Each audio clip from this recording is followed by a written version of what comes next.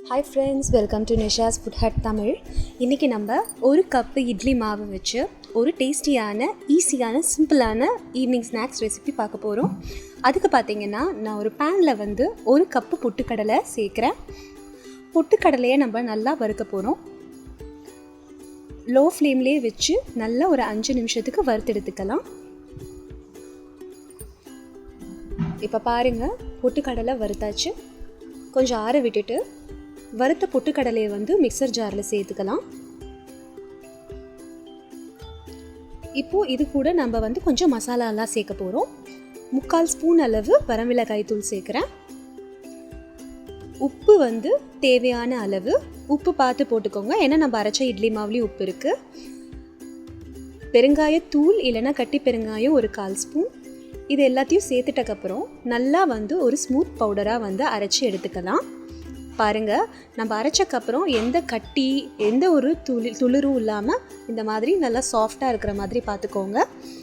இப்போ அரைச்சி வச்சுருக்க இந்த பொட்டுக்கடலை பொடியை வந்து ஒரு பவுலில் ட்ரான்ஸ்ஃபர் பண்ணிக்கலாம்.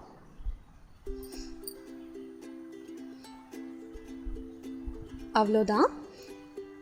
இப்போது இந்த ட்ரான்ஸ்ஃபர் பண்ண பொட்டுக்கடலை பொடியில் வந்து பாருங்கள், அரைச்சி எடுத்து வச்சுருக்க ஃப்ரெஷ்ஷான இட்லி மாவு ஒரு கப்பு நான் சேர்க்குறேன். இந்த மாதிரி இட்லி மாவை வந்து புளிக்காமல் இருக்கும்போது சேர்த்துக்கோங்க. அப்போ நம்மளுக்கு வந்து நிறையா எண்ணெய் இழுக்காது. ஜீரணத்துக்காக ஓமம் 1/4 ஸ்பூன் சேர்க்குறேன். இப்போ வந்து இந்த இட்லி மாவையும் பொட்டுக்கடலை பொடியையும் தண்ணி எதுவும் சேர்க்காமல் நல்லா ஒரு மாவு பதத்துக்கு நல்லா பிசைஞ்சு எடுத்துக்கலாம். பாருங்கள், இந்த மாதிரி நல்லா மாவு வந்து சாஃப்ட்டும் லைட்டாகவும் இருக்கும். நான் இன்றைக்கி ரிப்பன் பக்கோடா அச்சு எடுத்திருக்கேன். பாருங்கள், இதை யூஸ் பண்ணிக்கோங்க.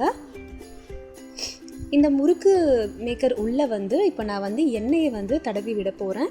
நம்ம தடவிட்டு நம்ம கலந்து வச்சுருக்க மாவை சேர்த்துக்கலாம். நல்லா உள்ளெல்லாம் படுற மாதிரி நல்லா எண்ணெயை வந்து க்ரீஸ் பண்ணிக்கோங்க. மாவை பாதியாக வந்து சேர்த்து இந்த மாதிரி மூடிக்கலாம். எண்ணெய் வந்து பார்த்திங்கன்னா மீடியம் ஃப்ளேமில் நல்ல சூட்டில் இருக்குது. இப்போது நம்ம முறுக்கு பிழிய ஆரம்பிச்சிடலாம். பபிள்ஸ் வந்து எந்த அளவுக்கு வந்து நம்மளுக்கு வருதோ அந்த அளவுக்கு வந்து சீக்கிரமாக நம்மளுக்கு இந்த முறுக்கு ரெடி ஆகிடுங்க. ரொம்ப ஹை ஃப்ளேமில் வைக்க வேண்டாம், மீடியம் ஃப்ளேம்லே வச்சுக்கலாம். பபிள்ஸ் இப்போ பார்த்திங்கன்னா ஓரளவுக்கு அடங்க ஆரம்பித்தாச்சு. அதுக்கப்புறம் வந்து நம்ம திருப்பிக்கலாம். இப்போ பாருங்கள், நான் வந்து இப்போ எல்லா முறுக்கையும் சேர்த்து திருப்பி விட போகிறேன். நம்ம எடுக்க போகிற கொஞ்சம் நேரத்துக்கு முன்னாடி தான் நல்லா அந்த கோல்டன் ப்ரௌன் கலர் நம்மளுக்கு கிடைக்கும். இப்போ பாருங்கள், நம்மளோட ரிப்பன் பக்கோடா ரொம்ப ஈஸியாக ரெடி ஆயாச்சு.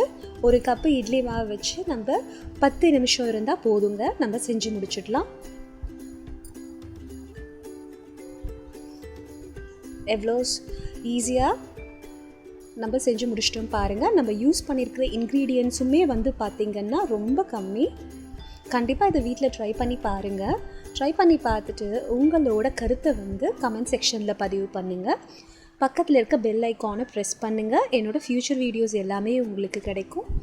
பிடிச்சிருந்ததுன்னா நிஷாஸ் ஃபுட் ஹட் தமிழ் சேனலுக்கு சப்ஸ்கிரைப் பண்ணுங்கள்.